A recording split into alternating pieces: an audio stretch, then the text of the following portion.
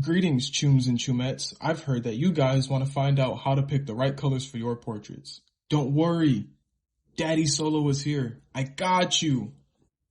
So a reference image will be attached to this video, of course, the same one as this Dexter drawing. Let's get into it. So basically, guys, the focal point. You want to pay attention to the focal point when you look at portraits. Of course, when you have 2D images or you're drawing anime, I'm pretty sure, I wouldn't need to hold your guys' hand for you guys to find the color because, it pops out in your face. But when you get to portraits, I mean, look at it. Like, it looks complex, it looks difficult. You wonder you wonder where to start. What color should I start off with? What should I use? It's intimidating, and that's the thing. It's supposed to be intimidating. These drawings are supposed to put you guys in a mindset to where you might think, oh, I can't do it. You know what I'm saying? But that's the beautiful part about it, because that's what gets you there. That's what gets you to that breakthrough, and you can start making good art. But enough of that. So look at the reference image, guys. I want you to think about the 3 top colors. Don't even pay attention to the hands, because we'll get into this a little later. But just looking at Dexter's face, what are the 3 main colors that sticks out to you? Just the face. Don't even look at the hair. Just the face. So with all that time of thinking I just gave you guys, I'm assuming you said beige, like a brownish orange, you know what I'm saying? Those are the focal point colors that we're seeing. So right then and there, you just gave yourself the answer. And that's exactly what I used for the drawing. I have like my mid-tone, which is like an orangey beige. Then I have like my tan, like a beige white, Then I have like the saturated brown. This is like a really colorful brown, but it's the darkest tone out of these 3 colors. And the funny part is, guys, not a lot of people know about this, but when it comes to like figuring out how to start a portrait, I'll just say portrait. I don't know, not that I don't know, but I'm assuming like, a lot of you guys, haven't really tapped into like portrait realism or, tried it. But I want to start off with this in particular because I feel like when it comes to 2D drawings, or, you're trying to draw your favorite anime character, or do something that's like rather simple, like the emote drawings you guys see me do, super easy to spot. So it's super easy to spot those colors. I'm over here, like, damn, I'm over here stuttering, man. Like, I need to chill out. Yeah, basically, guys, you gave yourselves the answer, right? So like here, we see tan, really exposed, it's bright. And then one thing you guys can notice, and this is just off the reference, but the more you guys do this and study it, you'll start seeing it in other references, whether it's portraits or semi-realism. We see a light beige, we see a little bit of that mid-tone color, which would be like kind of like the orangey brown. And then as it spreads out more, the color gets darker, the saturation increases. That's what the tones are meant for. If I really wanted to, of course, I could have did this with like these 3 tones as like a challenge to better explain it to you guys, be like a perfect example.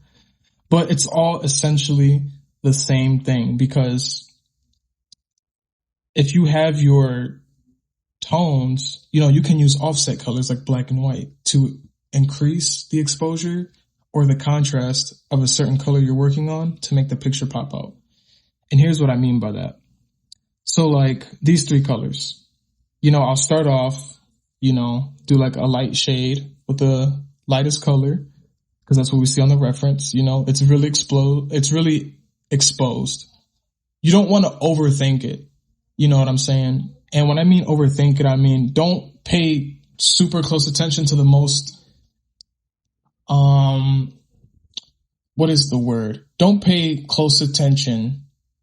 super close attention to the most detailed parts of the picture, because then you're just gonna overwhelm yourself with all the details on the picture, and you're gonna end up fumbling because you're like, oh, well, I see some saturated brown over here, but it looks a little green. You know what I'm saying? Now you're throwing green in there and then it just looks messy. That's not the best way to go about it.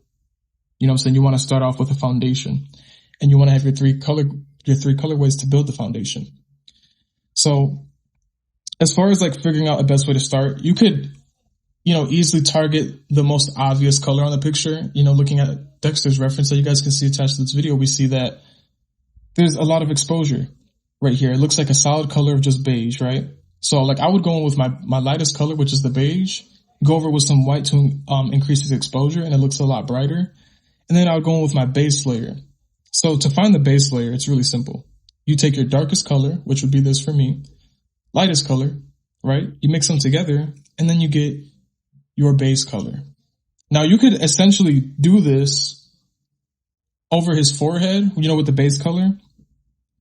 And then, you kind of increase the pressure just a little bit with like your lightest color, then go over with white, we would have got the same tone. And you guys can see hints of that because right over here, you can kind of see that I use the base color to build into this gradient to match the exposure and kind of get that realistic effect to match the reference in the best way. Same thing applies with the hands. We kind of see some of the saturated brown over here. We see like some grayish green and like some dark brown and then just shade it together. And of course, we see the black, that's the offset color, and then throw like some white in there. So like even on the snail, like I kind of went over with a little bit of white. It's all about the pressure that you use with these pencils too. Always go light. But as far as, finding the colors, just think of the 3 top colors that you see and go off that. Heavily encourage you guys to even take a separate sheet of paper and experiment, right? So if you're having a little trouble trying to find your tones, take a separate sheet of paper and start experimenting. That's how I got so good with it. I would take a separate sheet of paper, go over, mix colors that I feel like would look good, throw them in there. Just like that. Like who knew that this grayish brown would, mix good with like this light orangey brown? You know what I'm saying? Well, I guess it would have, because they both have a little bit of brown in them. Also, another thing too, guys, is like knowing your colors. Like look at a color wheel. The color orange is essentially a really bright version of brown. You know what I'm saying? That's really all it is. And that's what helps bring this all together, because if I'm going in here with like saturated brown colors, and that's what I love about Prismacolor and Caran d'Ache, is because a lot of the times they already provide you with these tones to achieve a certain look that you're trying to get, whether it's portraits or you're doing easy characters.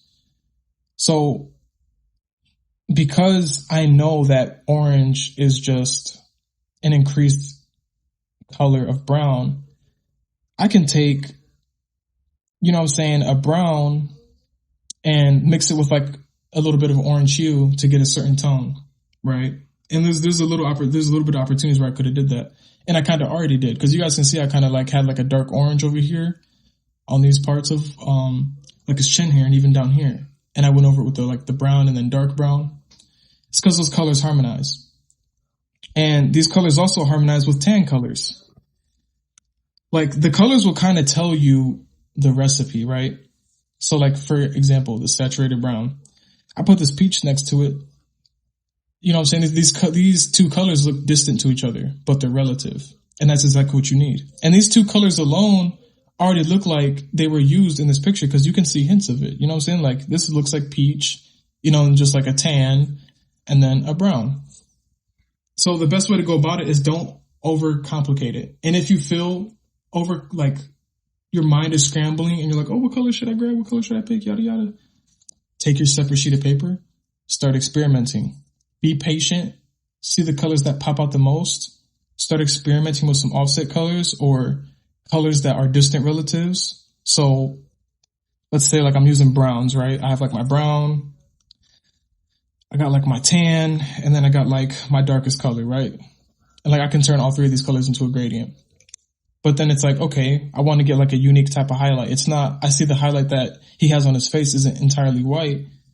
You know what I'm saying? You could take a sky blue, and throw it in there or something to get a nice highlight, or like a light gray, such as like this one, and throw it in there. So like you get a highlight, but it's not entirely white.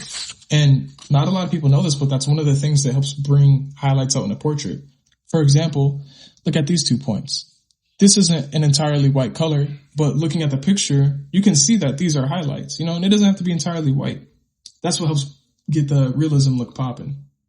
So grab your separate sheet of paper, study it, you know what I'm saying? Keep practicing. Eventually you guys will get it. I was never this good. You know what I'm saying? It took a lot of practice, but me telling you guys this, hopefully you guys don't make the same mistake I did and it doesn't take you as long as I did to progress, and you guys should be good.